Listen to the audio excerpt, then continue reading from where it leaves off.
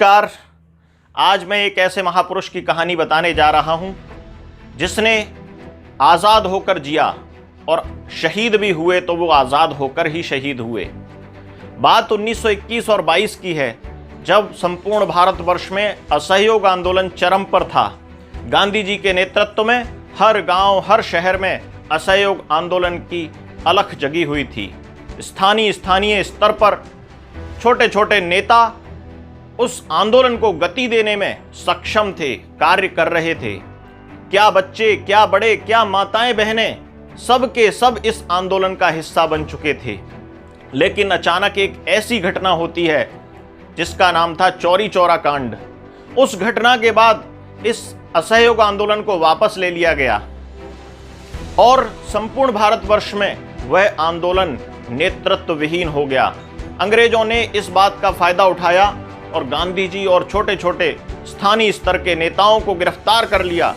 उसी दौरान एक छोटा सा बालक जो 14 वर्ष का था, उसको भी गिरफ्तार किया गया।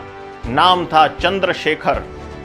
चंद्रशेखर को जब जज के सामने पेश किया गया, तब चंद्रशेखर का और जज का जो वार्तालाप था, उस वार्तालाप से ही चंद्रशेखर आजाद बने। बड़ा ही रोचक वार्तालाप है। चंद्रशेखर आजाद के शौर्य को जानने के लिए उनका यह वीडियो अंत तक देखें। और जिन्होंने अभी तक इसको सब्सक्राइब नहीं किया है तो मेरा आग्रह है कि इसे सब्सक्राइब अवश्य करें, जिससे कि ऐसे वीडियो आपको प्राप्त होते रहें। असहयोग आंदोलन के बाद 14 वर्ष के बालक को भी गिरफ्तार कर लिया जाता है और जब जज के सामने पेश किया जाता है तो जज पूछता है, क्या नाम है तेरा? बालक का जवाब होता है, आजाद। पिता का नाम क्या है? स्वतंत्रता।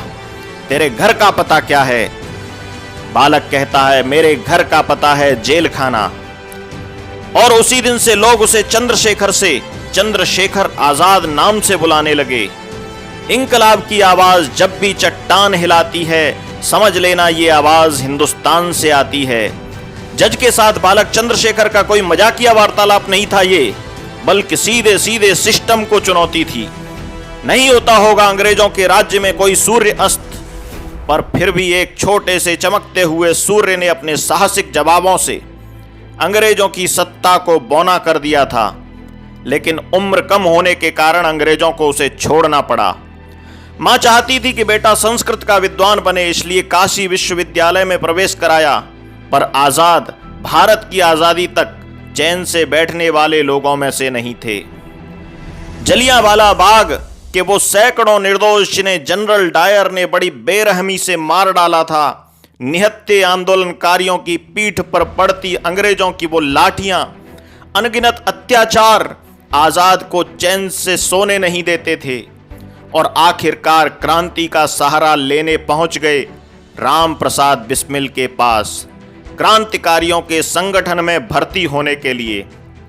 जहां पहले से ही अलख जगी हुई थी अंग्रेजों के विरुद्ध एक सशस्त्र क्रांति की। आजाद की छोटी उम्र देखकर पहले तो बिस्मिल उनको अपने साथ लेने को तैयार नहीं हुए। उन्होंने समझाया कि तुम अभी क्रांति के योग्य नहीं हो, लेकिन आजाद कहां मानने वाले थे। आजाद ने बिस्मिल से फिर आग्रह किया कि मां भारती की आजादी के लिए आप कोई भी काम दोगे, मैं प्राण देकर भी करूंगा। तभी बिस्मिल ने आजाद से अपनी योग्यता साबित करने को कहा। आजाद ने तुरंत ही वहां पर जलती हुई लौ में अपना हाथ दे दिया। वो जलता हुआ हाथ, परंतु आजाद के चेहरे पर एक छोटी सी सिकन भी नहीं। बड़े साहस और शौर्य के साथ वे अपने हाथ को बहुत देर तक आग के भीतर डाले रहे।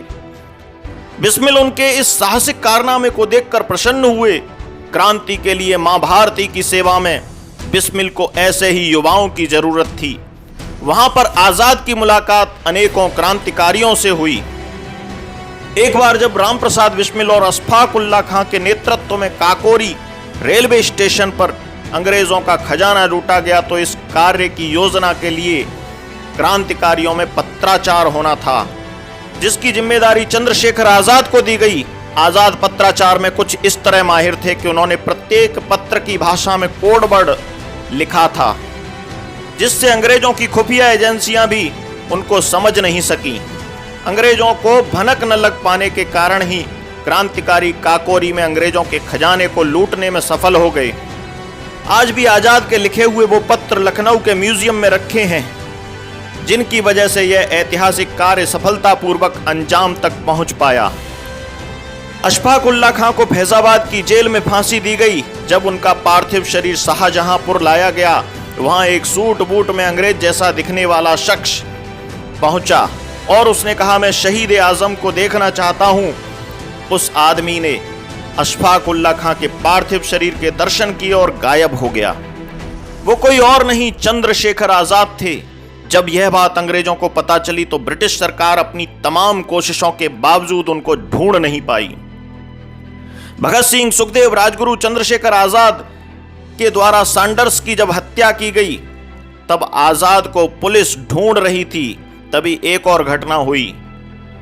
पुलिस को चकमा देने के लिए वे एक घर में घुस गए।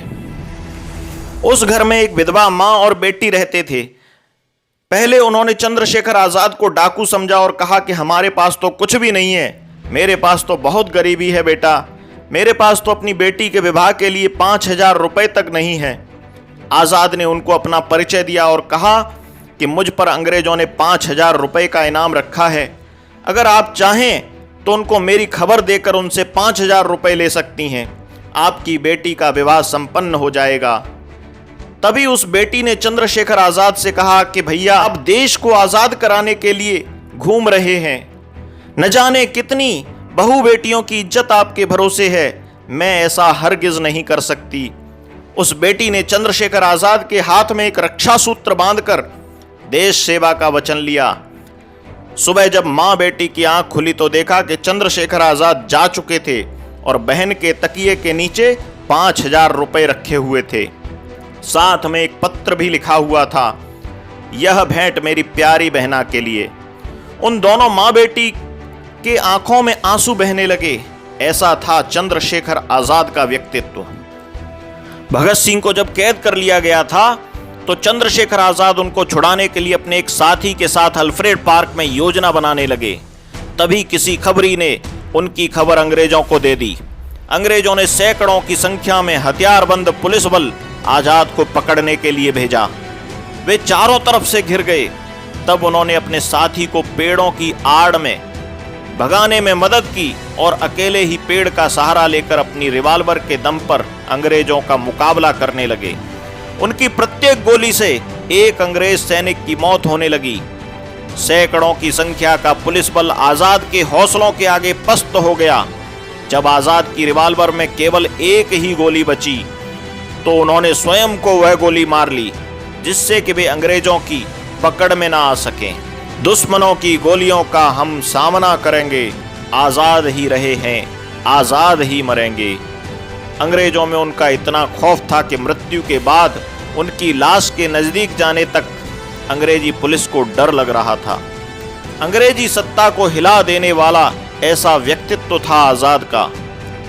अब कौन किसी को रोता है, बीता जो सपना होता है, जो गया नहीं जो मरा नहीं, आजाद वही तो होता है। मैं नमन तुझे हर बार करूं, तेरी यादों से प्यार करूं, कहता हूं अपने बच्चों से मैं तेरा ही ऋण